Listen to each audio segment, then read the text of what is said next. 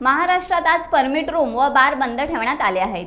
अन्यायकारक आणि जाचक करवडीच्या विरोधात आज रत्नागिरी जिल्ह्यातील बार मालक महाराष्ट्र बार बंद आंदोलनामध्ये सहभागी झाले आहेत।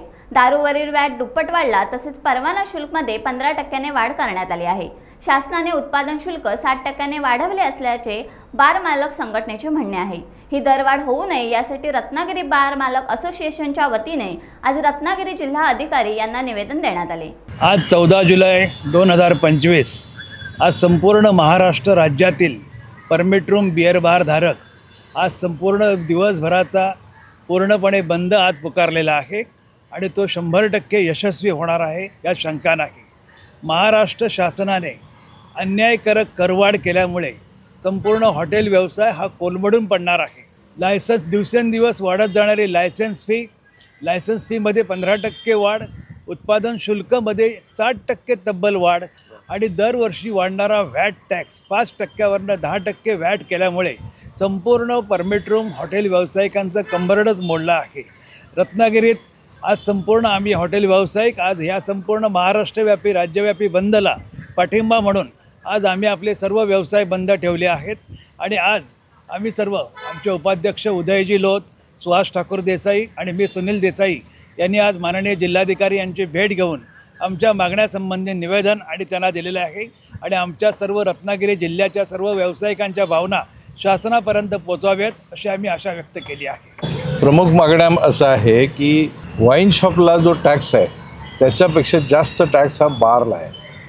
आता बारला खर्च जास्त असतो वाईन शॉपपेक्षा आणि पण त्याच्यावर टॅक्स कसं काय जास्त असू शकतो तर तो आणि त्या टॅक्सचं प्रमाणसुद्धा त्यांनी त्यांच्यापेक्षा खूप वाढवलं। तर हा टॅक्स कमी करावा म्हणजे आम्ही थोडं कुठेतरी स्पर्धेत येऊ। आज सामान्य माणूस वाईन शॉपला बॉटल विकत घेतो आणि कुठेतरी घरी बसतो। हा जो दरातला फरक आहे हा आमच्या हातात नाही आहे। हा दरातला फरक सगळा शासनाला जात असतो। लोकांना वाटतं आम्ही जास्त पैसे घेतो, तसं नाही आहे। हा एक विषय झाला। त्यानंतर दरवर्षी काही वर्षापूर्वी शासनानं लायसन्स फी डबल केली होती। मग त्याच्यावर तडजोड अशी झाली की आपण दरवर्षी 10% वाढवू, पण ही 10% वाढून आता दुपटीपेक्षा जास्त झाली आणि आत्ता तर ती यंदा 15% वाढली। आत्ता फी वाढवायचं कारणच नाही आहे, कारण ते ऑलरेडी दुप्पट होऊन गेलेली आहे। अशा परिस्थितीत यंदा फी पण दुप्पट झाली। ही सगळी फी आम्ही ॲडव्हान्स भरतो पुढच्या येणाऱ्या वर्षासाठी। वर्षभरात अचानक निवडणुकांसाठी कशासाठी ड्राय डे डिक्लेअर केले जातात। मग ज्या दिवशी आम्ही व्यवसाय करत नाही त्या दिवसाचा पण परवाना फी आम्ही भरलेली असते। त्याच्यानंतर आत्ता या 1 जुलैपासून शासनानं त्यांना निधी कमी पडतो म्हणून 60% एक्साईज ड्युटी वाढवली।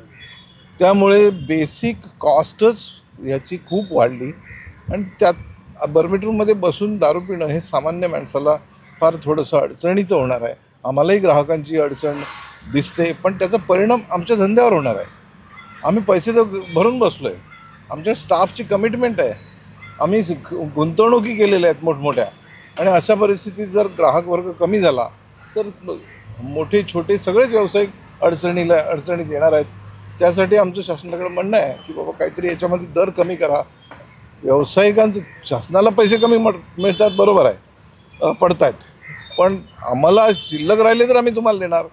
आम्हाला व्यवसाय करायच्या अगोदरच आमचे पैसे काढून घेतले जातात, मग तुमचा व्यवसाय होते किंवा नाही होते हे शासनाचं धोरण आहे, ते बदलावं अशी आमची अपेक्षा आहे। आम्ही सगळे टॅक्स पेयर आहोत, योग्य तो टॅक्स भरून आम्ही गव्हर्नमेंटला त्याचा काही निधी त्याचा पोचतो, पण शेजारच्या राज्यात एवढा टॅक्स नाही आहे। मग तिथून चोरट्या मार्गे येणारी जी मद्य पुरवठा आहे तो कोणाच्या नाही कोणाच्या आशीर्वादाने चालू राहतो आणि ग्राहकाला काही कमी पडते तर घेणार आहे तो। तर ही बंद व्हावं। टॅक्सपेअरना आज शासनाचं संरक्षण नाही। टॅक्सपेअरना आमच्या मार्फत होणाऱ्या मालाला अधिक योग्य वातावरण त्यांनी निर्माण केलं पाहिजे। अनधिकृत व्यवसाय सगळे बंद केले पाहिजेत, त्यांच्यावर पोलिसिंग झालं पाहिजे आणि असं झालं तर मग व्यवसाय टिकेल। टाइम्स डिजिटलला लाईक करा, शेअर करा, सबस्क्राईब करा आणि बेल आयकॉन दाबायला विसरू नका। Times digital.